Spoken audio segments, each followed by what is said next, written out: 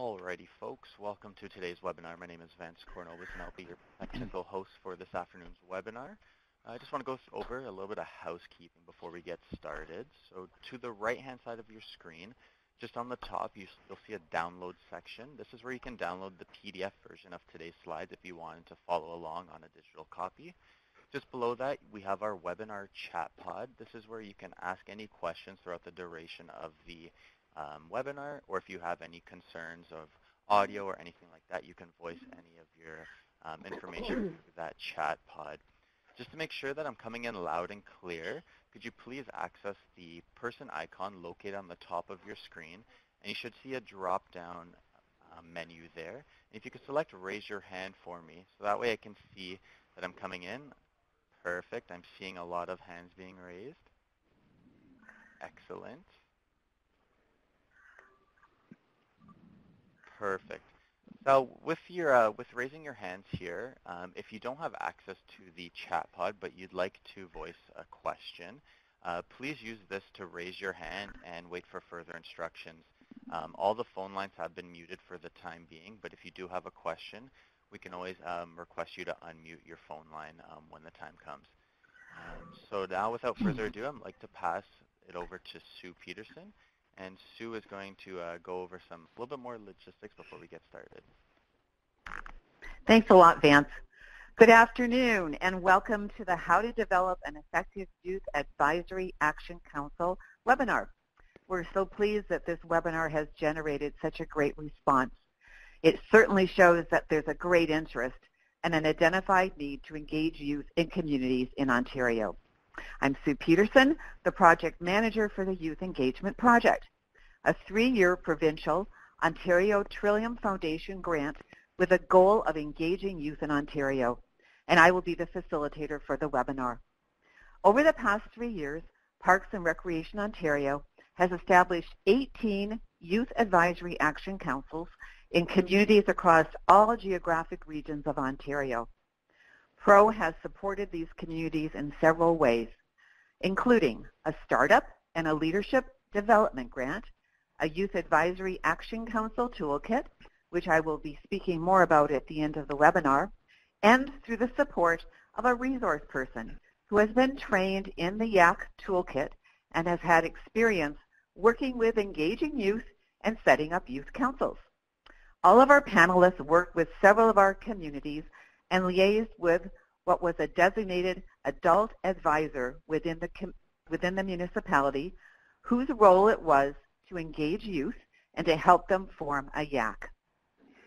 By signing up for this webinar, you've shown an interest in being an adult advisor for your municipality.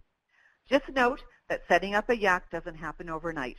You need the support of your municipality and designated time to put into this initiative. Today's webinar features 3 of these resource staff who will be outlining best practices to help you engage youth, and they will be sharing their experiences working with their communities over the past 3 years.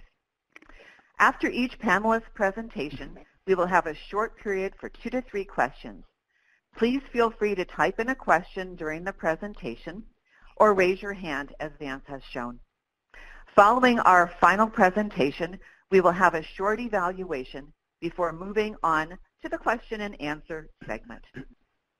So if that works with everyone, I'd like to begin by introducing Diane Weiber, Recreation Programmer for the town of Bracebridge. Take it away, Diane. Thank you very much for the introduction, Sue. I'd like to talk about one of the most important things that's part of any YAC, and that is the adult advisor.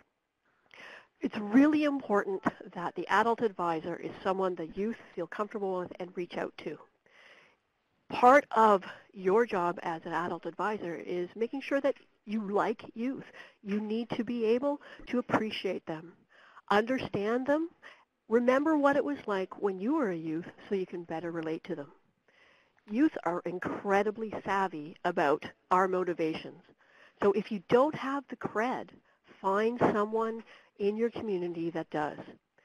One example I like to use is a youth advisor with one of these startup YACs was newer to the community and didn't really have a lot of history within the community. So the first thing he did was he went to the high school and he found out which teacher had a lot of engagement with the youth that were trusted by those youth. He approached her and asked her to become part of the YAC, and she became the liaison with the youth to get the whole ball rolling. It made a huge difference in getting the ball started. So I can't stress enough the importance of having that youth with you and having the right person to help you out. You are the key. Being in sync with youth means that you understand what their needs are and what things are important to them. You need to know what their issues are. Don't expect youth to be on the same page with you. You need to be on their page. Youth action committees are constantly changing. The youth will come in and out as they get older, lose interest, gain interest, as they graduate and move on to their post-secondary educations. It's important that you are the cornerstone for that YAC. You need to make sure that you're able to make that commitment to them over a period of time. One of the things that we have seen time and time again with youth councils perhaps floundering a little bit or not doing as well, it's because the staff advisor has changed, has gone on maternity leave, has taken on another position, and all of a sudden the council finds themselves at a standstill. They need to have that consistency throughout time so they feel that they can open up to that person and they feel that they are getting something done and their role within the YAC is meaningful and has purpose. A change in leadership can totally undermine that. So it's important that they feel as if they have a champion who's going to get on board and put their ideas out to the rest of the community.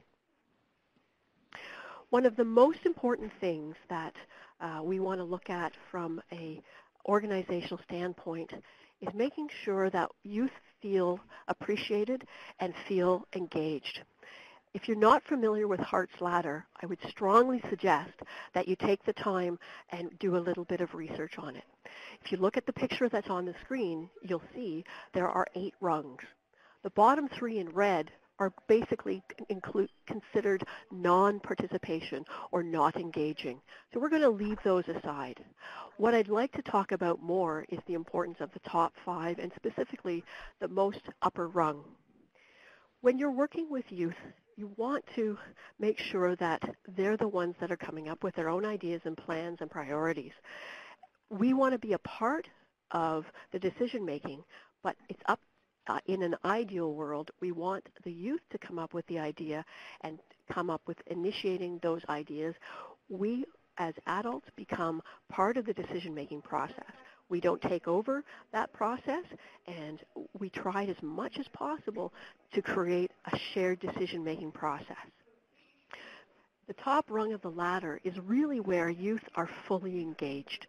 And that's where we are going to see the greatest amount of growth and the greatest amount of opportunity for them to really feel as if they're making a difference within the community.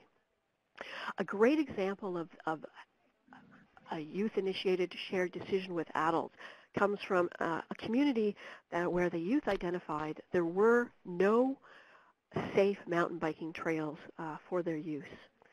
Rather than just going out and doing something on their own, they approached a couple of committee members from the local trail council as well as one of the teachers they felt comfortable with to help them work on a presentation to the local trail council and council in order to see if they could make some changes and have some safer trails built. The goal for them was to come up with a heartfelt and thorough presentation that really stressed what their needs were. This is a great example of a youth-initiated shared decision with adults type of engagement.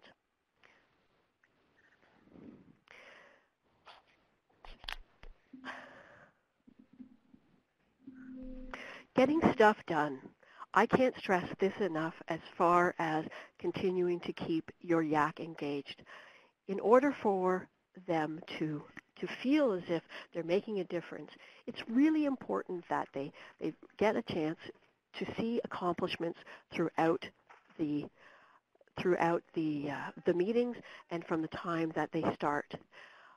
Even if it's something as simple as organizing what their logoed wear is going to look like, what the color is, what the logo looks like, it's all an important part of moving things along and going forward. Helpful to this is the idea of setting benchmarks for each meeting to keep things moving forward. If youth don't feel as if things are moving forward, then they're not going to want to come back. They're going to see it as a waste of their time. They have a lot of things going on in their lives between their schoolwork, their friends, and some of them have part-time jobs.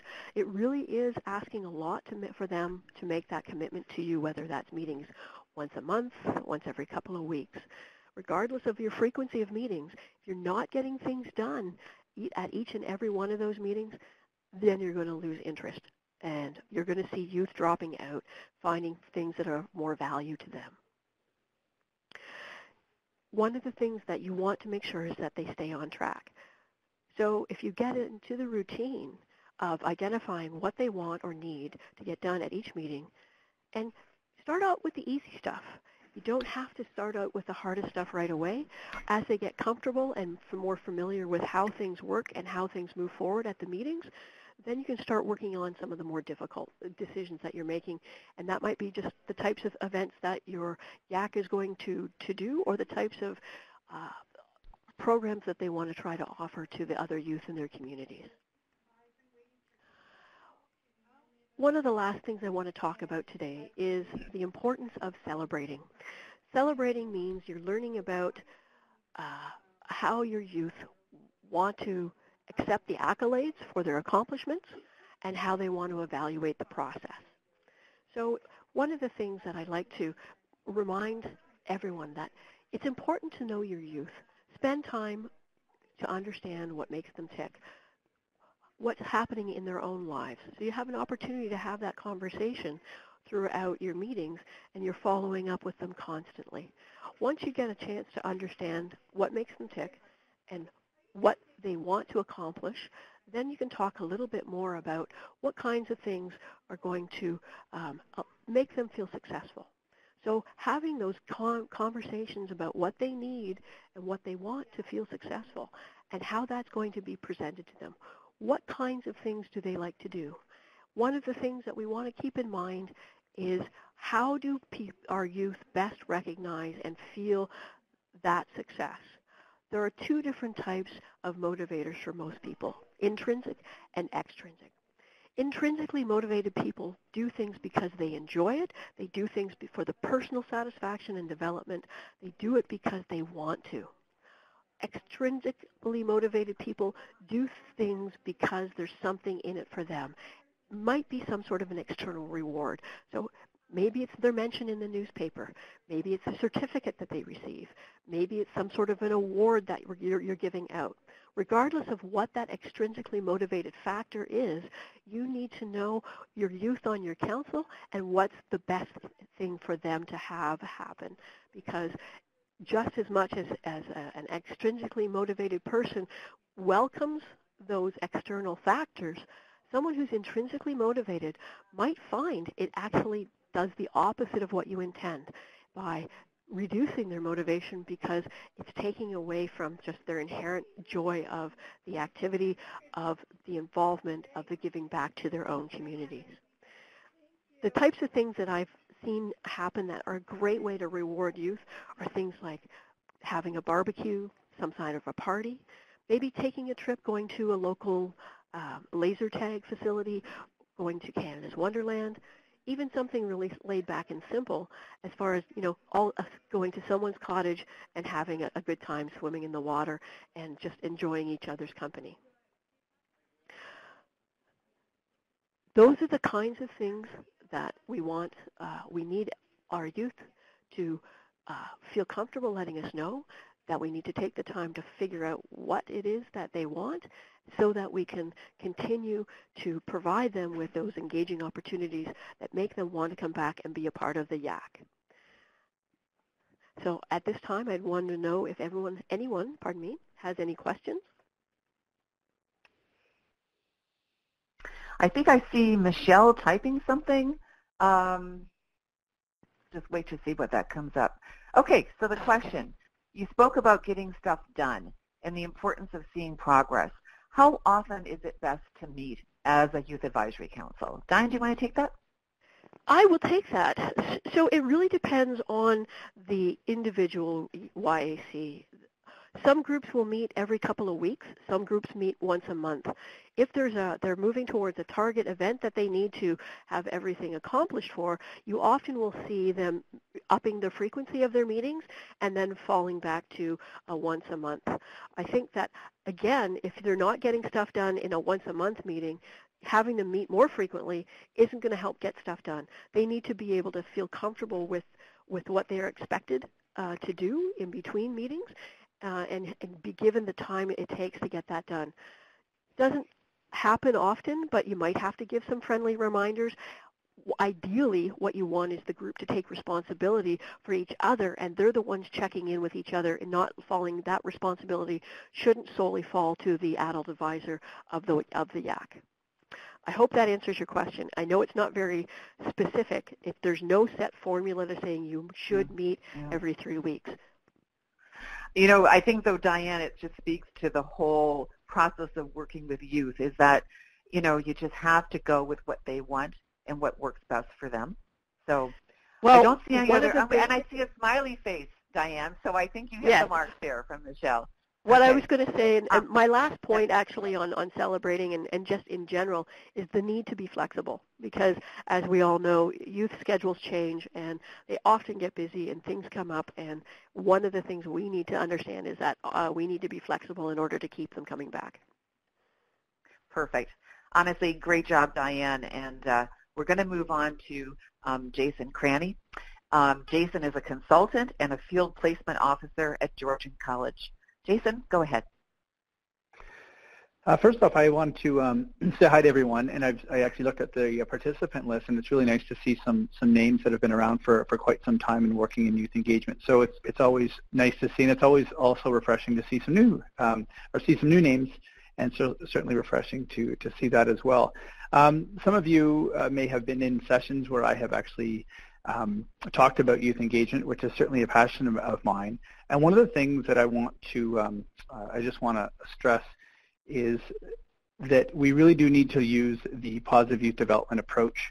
And it really needs to be the foundation of how we actually build these youth action councils. And that's a personal assessment of mine. And in working in this field for going on 15 years, if there's one thing I've seen time and time again, and I would actually classify it as probably a best practice, is that if you're not focusing on, you know, your developmental needs of your youth, then you're probably not going to be successful. And it goes back to some of Diane's key points, specifically in the getting stuff done in the celebration. The heart flatter stuff that we can certainly read about, some of it actually starts to make sense. But as we dive a little bit more deeply into it, you'll realize that there's certain things that need to be embedded in the work that we do with young people. And the first one is physical activity. And it kind of goes without saying for a lot of us is that youth do need that physical activity. And I'm just going to go back to the maturation of the overall mind and the body of a young person. And we have to keep that in the forefront as we continue to work with young people, because there's one thing we all have in common is that we have all been youth at some point, and we have to challenge ourselves to go back to that point in time and to remember kind of what it was like. For some of us, it wasn't that long ago. For others, it was quite some time ago. But it's certainly something that we have to challenge ourselves to do on a regular basis. Another one is competency and achievement. Really, really important stuff. And again, we have to be really mindful on focusing on the achievement part and making things, developing opportunities so that young people can feel that they're competent enough to understand it, comprehend it, and then roll it out, and then also to celebrate their achievements when they do so. And it goes back to the point that Diane made about celebrating youth. We often will focus on celebrating us as adults, and we like to make sure that we highlight things at Christmas time when we get, 5-year awards for certain things that we did in our own organizations, and we often get put in the paper. But we have to make sure that we also highlight the work that youth does. And I actually said put it in the paper, so it tells you that I'm kind of dating myself, and really we should be focusing more on maybe social media stuff. Self-definition, again, really important stuff. And again, it goes back to kind of the onset of puberty and the ongoing maturation of the teenage brain. And if you haven't done so already, you really need to challenge yourself to learn more about the teenage brain, because there's so much more science that's gone on with the teenage brain and understanding how the brain actually works, specifically in the teenage years. Is if you think of kind of a grade level as youth are kind of heading out of the grade 6 and 7, heading into the more of the junior high and high school ages of time. There's a lot more information that have now been developed as far as the pruning of the brain and how everything actually works and functions, and the importance of that onset of maturation. So, and with that comes the self-definition. Young people are starting to realize who they are and some of the things that they really want. There's lots of mood swings, and there's going to be some new body images, and we just have to sometimes just let that play out. Again, it's a nice segue into the next one, which is creative expression. And this is a really important one. This is something as adults we really do struggle with, and I give a lot of credit to the town of Hanover, and certainly Meaford and the town of Blue Mountains, because they've been working at this for a long time, and they've had their ebbs and flows. There's certain years that have been really, really good. And there's other years that have seemingly like they're a little bit more lean, and that's okay, and that's part of the process, and not everything hunky-dory all the time. The creative expression, and with that also goes the desire to test new physical and mental capabilities, and so think safe risk. So allowing young people to take risks, and it's not to take risks to fail, it's to work with young people so that when they take these risks that they're actually going to have the opportunity to succeed and feel really cool about themselves. And what I mean by that, it's not that you're going to take them out, we're going to be doing skydiving. It could be something simple like making a deputation to council. It doesn't seem like a lot, but for a lot of young people, that's something they've never done before, speaking in front of a group of adults where they have to be basically stared at by a group of adults in a more of a political role, and they're advocating for their peer group. And but it's specifically scary for young people. So preparing them for that and then giving them that opportunity is pretty amazing stuff. Positive social interaction. And positive social interaction has to also deal with adults. They need positive social interaction with their own peer group, but they also need that positive social interaction with adults. And that's so, so important. And there can't really be a hierarchy here. That's something where youth actually have to feel like they're valued and valued by the adults in the room. Structuring clear limits, and this is something if you're actually, whether it's a coalition or a youth action council, having adults set all of the rules and the limits. They get that all the time in their life, whether it's parents, coaches, teachers. This is an opportunity for you to allow them to maybe set some of the structures and the limits within the group if they form a group. And you'd be surprised at how well they actually follow them. Meaningful participation, and I can't stress this enough, and it goes back to Diane's point on Hart's Ladder. If you want to know more about meaningful participation, take a look at Hart's Ladder.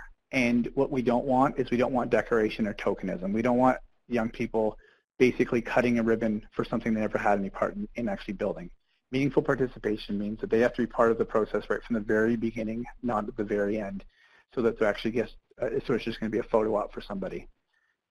They want to feel like they've actually had some input throughout the process. Intentional youth development. Intentional youth development means there's certain things that we really need to be mindful.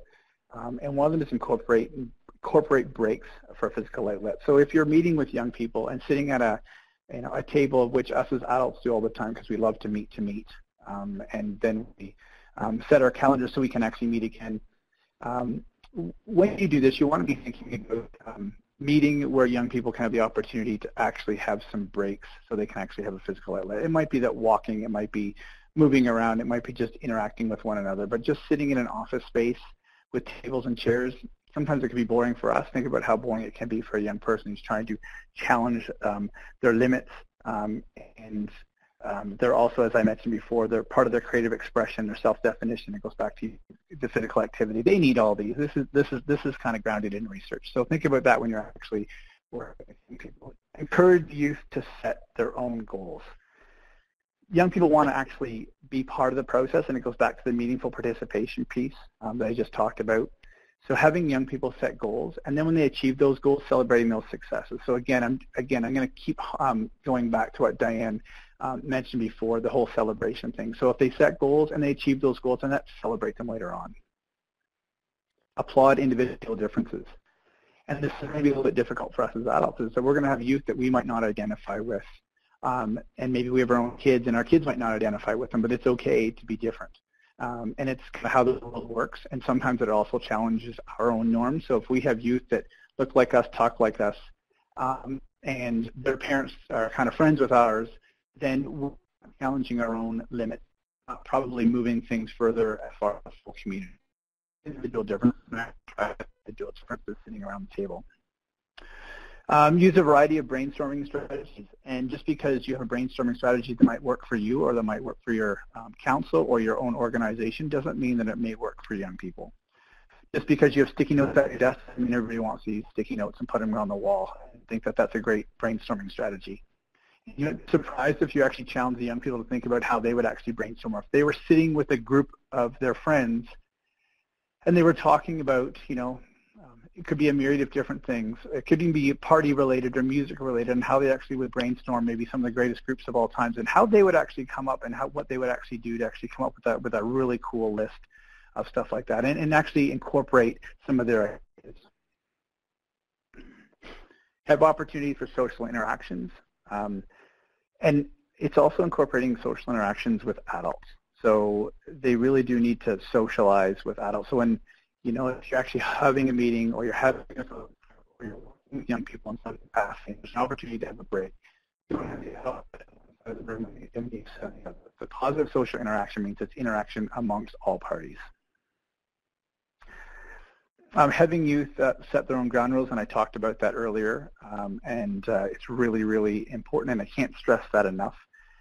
That young people, again, meaningful participation, that's a way for young people to participate in the process and kind of understand the process right from the beginning. So when young people are kind of setting the ground rules, or they're setting their limits, or some people like to call them rules. I'm not a big fan of the word, but whatever you feel like you want to use it it just means that they're there from the beginning and they're kind of laying the foundation right off the start. And the other thing you might want to think about as far as ground rules, and this is something I'm just going to add, is to make sure that there's an evaluation piece to anything you do with young people. It'll revert back to point 2, encourage you to set their own goals. So the only way you're going to measure goals is to kind of know what the outcomes are actually going to be. So, and you want to have them that's going to be measurable and something easy to understand and comprehend. It also will support you later on when you're advocating for youth or youth funding, that if you actually started the evaluation process and explained it to young people off the start. And I would highly recommend, if you haven't worked with an organization in doing evaluation, that you might want to think about that. I know that Boys and Girls Clubs, the YMCAs, and I worked with public health for years. They're all really good at starting to either look at evaluations, or they've been doing evaluations for a long time and they have expertise in the field, and it will really strengthen the work that you do down the road and will also help in advocacy for youth. And then ask youth what's important to them, not what's important to you. You might have a goal in mind because it might be part of your job and your job responsibility and your job description, but what's important to them, because really when you're laying the foundation and you want to have some meaningful participation, and again I'm going to keep using these words because to me they are the basic foundation of how all of this actually works and works successfully. You really need to ask them what's important, and again, it's going to come back to the creative expression, self-definition piece. It all kind of wraps itself together. Recruitment strategies, and this is something that I've talked about with adults for quite some time, and I will certainly give a lot of credit to some people that I did work with at the Grey Bruce Health Unit. And when I started working there, it was really, really difficult because we had never really worked with youth capacity for a long time, and because of the organization and how it was actually structured, kind of breaking down some of the barriers. And when you actually start going to where the youth are, instead of asking the youth to come where you are, you actually get some really cool results, and you get to meet some really cool youth. And you also get to meet some youth that aren't like you. And it goes back to my point that you don't always want to be working with youth that are just like you. And in doing that, it just means that you're going to have to get out of your comfort zone. So sometimes that can be really, really difficult. Some of the youth that you might be looking for aren't maybe going to be at the teen night at the YMCA on a Friday night. They might be in a place that may be a little bit uncomfortable for you to go. And if you're not comfortable with going there, but you know that there's adult allies who have that connection, then you might want to hook up and partner up with them, and then you can have the safe handoff as far as meeting those young people. Those 2 points are sometimes really, really difficult for us as adults to comprehend and actually do. The use of social media, communication is key. I don't think I have to tell anybody about that, but what I want to stress is that it goes back to be ready to get out of your comfort zone. As adults and in the organizations in which we work, Facebook has now become the norm, and it's comfortable for most of us over the age of 35. In fact, it's the #1 social media outlet that we actually use if we're over the age of 40. Well, we're talking about youth, and so youth are actually not using Facebook as regularly as they used to, and you could ask any of your IT people about that, or you can actually do your own personal research, but youth have the community. Be afraid to ask them to help you understand it a little bit better. Taking risks is okay, and that's something that we have to be understanding about, and we have to be willing to do. And taking risk is all part of growing up. It's all part of being a young person. When you think back to yourself and you think about the idea of possibly experimenting with drugs, with alcohol, with sex, with gambling, with going too fast in your vehicle, it certainly crossed our minds when we were a teenager, and it's going to continue to cross the minds of teenagers today. So allowing safe risk allows young people in the maturation of that brain to actually to kind of feed that need for young people and doing it in a safe way. But risk is okay, and in fact, it's needed. It's really, really needed. And I got to shout out to the Northern Wellington Youth Connections Group. They're a group of rural Ontario youth action councils in Minto and Wellington North and Mapleton, and they're really trying to push the boundaries and trying to gather as much information and work with as many partners as possible to give young people the opportunities to do some safe risks, and also pooling the money so that they're working together and bringing adults and young people together to give meaningful and certainly opportunities for safe risk for the youth in those areas. And then educate versus engage parents. So parents really need to step up and assist young people. Transportation becomes an issue, and for those of you who are certainly from rural Ontario and certainly from urban centers as well, transportation is an issue. And if parents are willing to take a kid to a hockey game, they should also be willing to take a young person to a coalition meeting or to a council meeting, whatever the young people, whatever the youth want to take part in and like to take part in is something that we have to certainly stress and challenge the parent group and the adult group to list those things is also really, really important. And recruit diverse groups, not cliques. So if you're going to be recruiting a group of the same youth, you're going to get the same results over and over again. You kind of have to push the social norms, and again, it's going to go back to all of the stuff I've been talking about today. Go to where the youth are. Be ready to get out of your comfort zone. These are some things that you have to challenge yourself. It's not easy. I've done it myself. It was uncomfortable. It was nerving. But I can tell you when you do it and you do it well, it's one of the more rewarding things you'll actually do. And it's also one of the more rewarding things just because you've given young people the opportunity to be the person they want to be and to give them the opportunities that they might not otherwise have the opportunities to do. So without further ado, I think that's, if nothing else, I'm sure Sue's going to start cutting me off here because I do kind of get rambling on. But anyway, thank you, everybody, and I'll turn it back over to Sue. Yeah, no, that was great, Jason, and you actually stuck in the time zone, the time period. Hey, there you go. I want to thank Michelle for posting that brainstorming book, and I think everyone's taken a note of that. I can see that a few people have said that there's problems cutting in and out. Now, Vance, what do we do about that before we move on to Lacey? Well, I think we should continue, and let's hear if it happens to Lacey as well. I think it might have been an isolated example just with Jason's phone connection, just because I'm looking Right, at the right. connections, and our connection status is excellent as of right Okay, now. okay, So okay, let's continue okay, on. If it happens again, okay, we'll go from there. okay. There is one I'm going to leave. question, though, from Lisa in the chat box if you want to go through that Yeah, one. just because of the time, I think we're going to leave those two questions to the end and just listen to, we're going to hear Lacey's presentation, and then Michelle and Lisa will come back to your examples or your questions too. So now we'll move on to Lacey Smith, who's the Recreation Programmer and Youth Action Council Facilitator for the Township of Wilmot. Lacey, go ahead. Thanks, Sue. Hello, everyone. Thanks for bearing with us today. Hopefully my connection's a little bit better than Jason. So what we're going to start with me is how to build relationships. So the first thing that we're looking for here is to create a friendly and approachable atmosphere. So by that, we're looking at what is making youth want to come through the room and what is making them stay.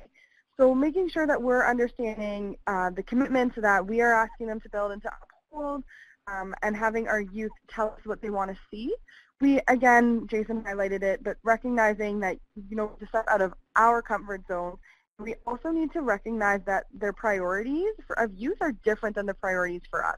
So although we may have a goal specifically around something within our job as we're going through and creating these advisory councils and action councils, that we have to make sure that we are meeting them in the middle if it's a goal that we need to reach, but it is their opinions and their thoughts that are going first. We also need to think about the type of space that we are in. So with that being said, are we in a youth-friendly space where it's a youth center that they are in, or is it a location that the youth are coming to on their own, that we are just having it there? The other option is potentially going into schools. So is that an opportunity there for those pieces? And can we go into the schools? Do we have those relationships? The second one, and I know I can't hear most of you, but you'll probably giggle this, is thinking about the food choices. We all know that when we offer that opportunity for free food, that can get people of any age coming through the door. But one example that I have for food that was really funny to me was a couple of weeks ago, the Youth Action Council that I run had a big youth forum. And the kids decided that they wanted to have opportunities for, a slightly fancier meal. So we had some fancy sandwiches and that sort of thing.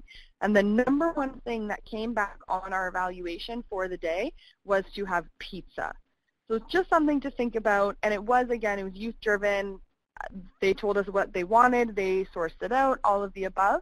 And at the end of the day, they said, you know what, we probably should have just gone with that. Others were agreeing.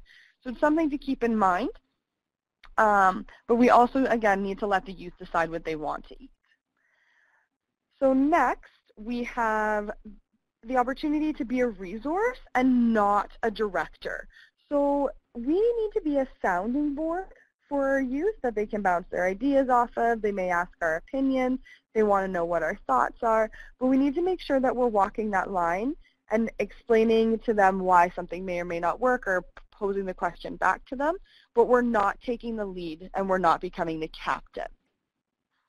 So an example I have for this is there was a dance that a youth council I know ran in the last year, and the youth decided that they only needed 1 hour to set up a Halloween dance and set up a haunted house as part of this dance.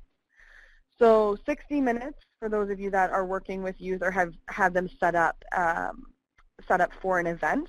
No, that's not a lot of time.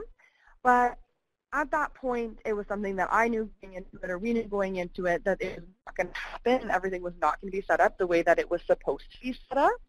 So letting them learn from their mistakes. So we opened the haunted hall about a half hour, 40 minutes after the dance had started, which was fine, and we had to deal with what was being dealt at hand. But we need to make sure that we're there and building that relationship, that they are learning, so the next time they have those thoughts, they have that knowledge of what is being moved on, so that they know they need to be there before 60 minutes, or they need more setup time, or maybe they're not having a haunted hall too.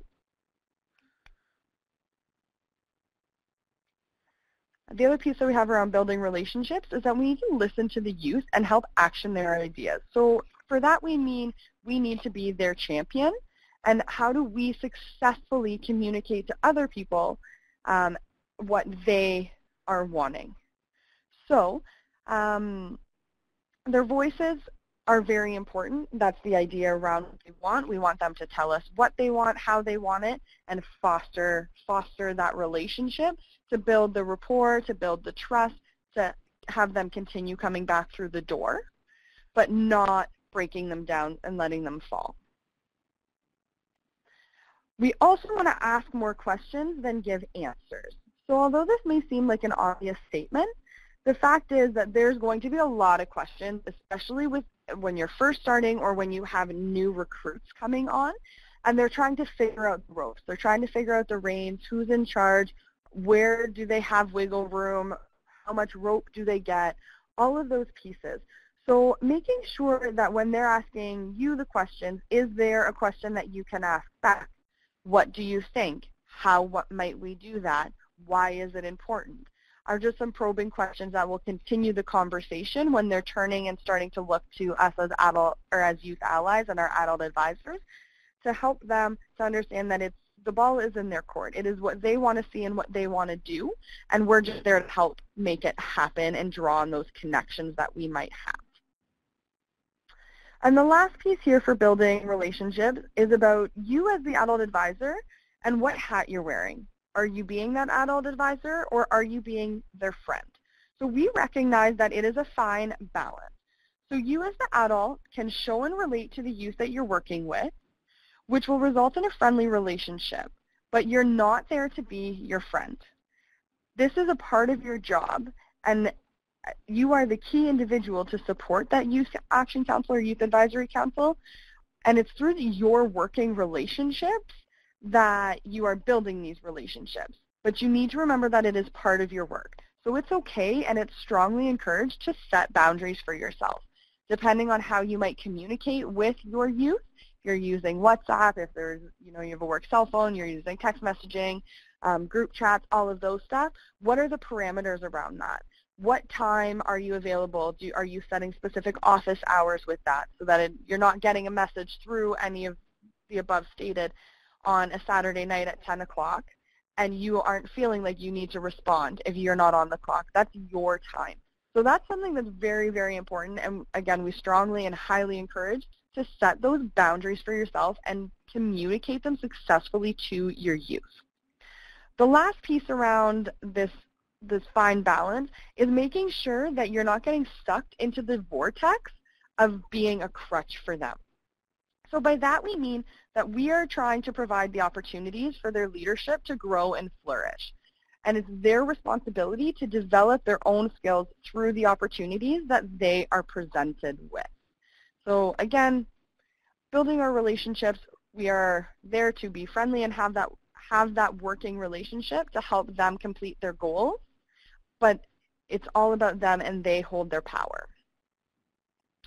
So the next piece we have here is being flexible. So going back to the original question earlier about, in terms of time commitment that Diane answered wonderfully, and how often you should meet, that's actually the first piece on here. So the timing of our meetings and how often. So it really depends what the overall goals are for your YAC. Is it more of an action where you're having different opportunities per month for youth to get involved, or events or that sort of thing? How often do you feel we need to meet? As well as the timing of those meetings, depending on where you're located is it appropriate or is it available to have a meeting right after school? Is it available to have a meeting at 7 o'clock at night? Do you meet on Saturdays? All of these things will come into play, and it is not a one-size-fits-all. We really need to work with what is happening in your community and working around what other opportunities might be there for the youth. We also want to talk about participating versus running for the hills.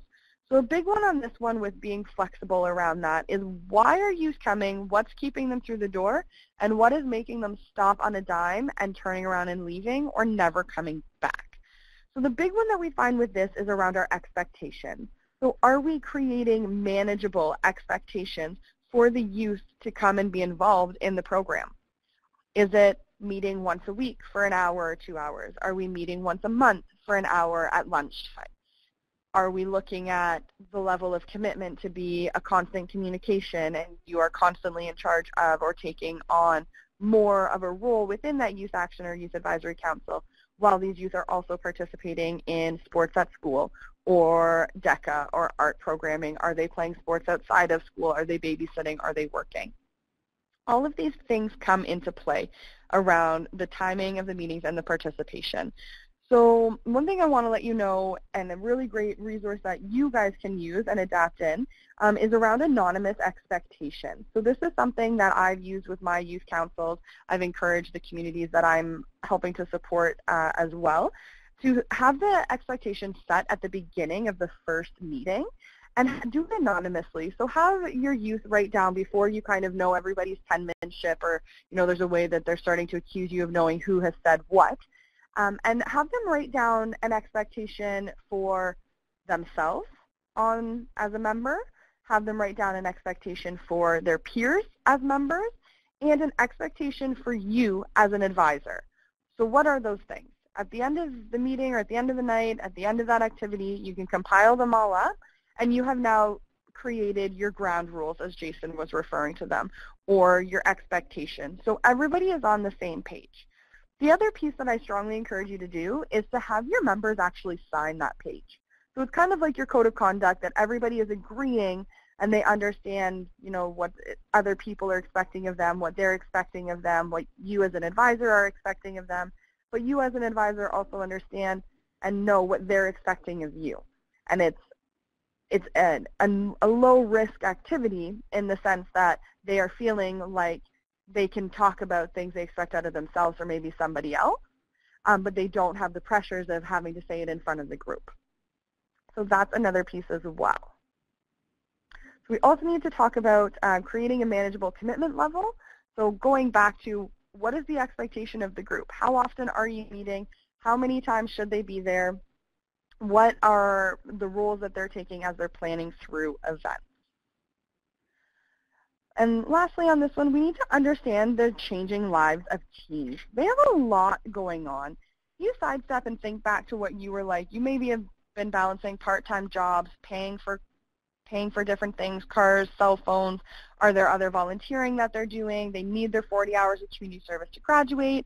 Are there sports, drama, art interests? The other piece as well is there a change in focusing on post-secondary? Are they starting to think about their college and university applications and their resumes and boosting it up?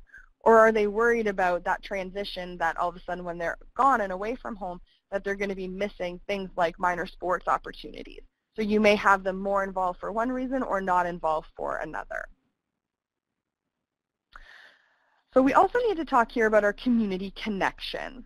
So there's a lot happening when we're trying to start up our youth advisory and youth action councils.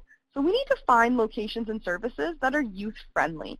So we need to look at potentially optimist clubs in their community. We know that their slogan is a friend of youth. Are there any opportunities like that? Can you partner and go into the schools? Are there local YMCAs with youth centers? What is happening around you and where can you leverage? So a couple examples are a community that I've been working with actually had a YMCA in their town, and they decided they were going to have their meetings there to create the youth-friendly space. After meeting number one, they found that that wasn't a very feasible location. They were having an issue trying to get kids there. They didn't have a good turnout, so they've since switched it, and they're hosting their meetings at the local high school at lunchtime. So they're going to the youth in a place they already are. We also need to find local youth allies in our communities. So who are those teachers and coaches that we are talking about or the youth are talking about or they look forward to? And I know it was mentioned earlier that there was a partnership created because there was a new individual coming into the role of being an adult advisor, and they recognized that they didn't have the roots in the community to get this up and started. So they went and found the person that did, and that's okay too. We also need to seek out our partnership opportunities. So like Jason mentioned, Minto Township and Mapleton are doing a really great job with that and leveraging as many possible partnerships as they can to get their youth voices heard and out there. So going back to that relationship piece, that as part of our role is to make sure that we are the ones making the connections for the youth to get their ideas off the ground. So we also need to be an advocate for our youth needs and their interests. So we need to look at opportunities to make the youth voice known in the community. So looking at opportunities like National Youth Week in May, which is held annually May 1st through 7th across the country, as well as International Youth Day, to really highlight and bring the benefits forward for what the youth are doing in the community and how they're making a difference. And lastly, we need to make sure that the youth know that there are people out there listening. So we need to do that through our role as an adult advisor, but also making sure that they understand that our town councils are listening, that the coaches that they're working with are listening, their teachers are listening, and finding those key players that are also there to support them and bringing them to the forefront, and however that looks. So Lacey, Lacey? Yep. Can I just interrupt? We've just gone a little bit over, so do you think on this last slide you could just maybe highlight one or two things so that we can move on to the questions? Yes, of course. So okay, with retention, we have, you're welcome, we have encouraged members to bring potential members with them, reaching out and staying connected with absentee members, continuous changing interests. So recognizing that all of these pieces and that recognizing the piece around the changing lives of teenagers is very important. Diane touched earlier on about the celebration and why that's important. So our end of year celebration, and the piece that I'm going to highlight here before questions is around the fact that the youth have the power. So the most important thing that you can do as an adult advisor when we're taking all of these wonderful information that we've provided you into consideration is that the bottom line is a youth action or advisory committee or council. It is about them and their voices. It is not about us and our voices and what we may want to see. We need to stop, we need to think, and we need to listen to what they are saying and what they want. Looking back to Hart's Ladder, using all of that, our Hart's Ladder, looking at our positive youth development, we need to amplify the voice that they are creating. And the power solely lies with them. Thank you very much, Lacey. You can really tell how enthusiastic all of our three presenters are, and I want to thank you all for sharing your expertise and experience. What we're going to be doing is going through a few evaluation questions, and then we're going to flip right back to the chat questions because we want to make sure, Michelle and Lisa, we answer your questions. And if other people have any, this is the time to chat and put them on now or to raise your hand. So these are three very short questions, and if you could please respond right away. So the first one is rate your knowledge on developing an effective youth advisory action council before the webinar, 1 being low and 4 being high. Oh, I can see people right away just moving on. Okay. Number 2, rate your knowledge on developing an effective youth advisory action council after the webinar, 1 being low, 4 being high. Thank you. Thank you for your quick response. Third one, to what extent do you feel you will use this knowledge in the next 3 months, with 1 being little extent and 4 being a great extent?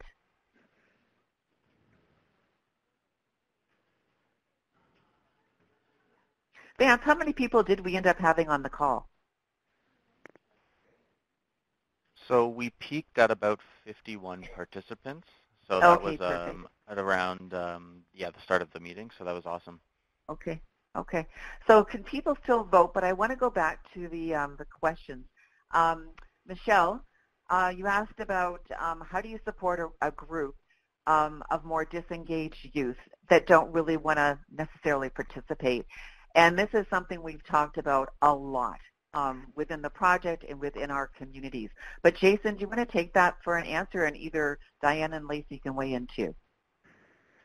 I just want to make sure that everybody can hear me because I know that I was kind of cutting out a little bit before. Is everybody okay? One thing I want to suggest is when you're talking about getting disengaged youth, oftentimes the youth aren't disengaged. We're disengaged with actually going out and connecting with that particular group. So it doesn't really matter. You just have to find out what you want that group of youth to actually participate in and why you feel that you need their voice.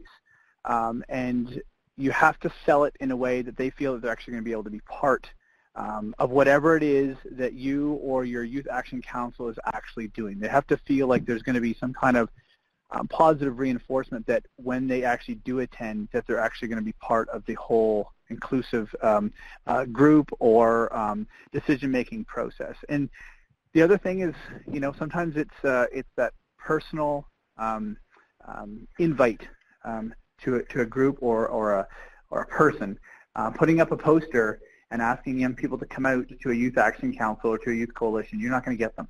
That's not how they don't self-identify with the individuals who would actually normally come out to those kind of things, and they might think it's more of a student council type of connection, and they wouldn't do it in a school environment. They're not going to do it in a community environment. So either finding an adult ally that actually works with those youth on an ongoing basis, and they already have a trusting relationship, and doing a soft handoff, or challenging yourself to actually go out and sitting down with them and asking them a little bit more about their community and kind of, giving feedback, and then, letting them know that their voice is actually important. But again, sometimes it goes back to the point of you sometimes have to get out of your comfort zone to go reach, what some people might call disengaged youth. Yeah, I'm not sure if you had a specific specific group. Yeah, go ahead, Diane. I know for myself, oftentimes I'll find myself heading down to our local skate park if there's a particular question that I have for those youth that engage in that activity, because that's where they are at. And the first couple of times I go, I don't come right into the heart of the matter and start asking my questions. They have to get used to seeing me down there and just kind of hanging out for a bit, commenting on what they're doing, appreciating their participation. And then once they kind of get a little bit more familiar with me, they might start to engage me in conversation, and then I can start asking the questions that I need. And the thing is, I don't jump on them right away and say, hey, come on out to our group. Like Jason said, that's not their thing, and they're not going to do it. But if they keep seeing me coming back and I'm giving them updates, it's like a slow, little, gradual trust-building exercise that eventually they might have enough interest and feeling of confidence in our relationship that they might come and check our meeting out. Yeah, that's really great, Diane. Do we have any more time, or is that good for that question? We have. I just wanted to go also to the safe risk question from Lisa, and then if we might have just a minute left, Jason. Okay. So her question was example of safe risk. So safe risk, oftentimes people think of risky behavior as something that would be risky behavior that would actually almost make your heart stop as an adult.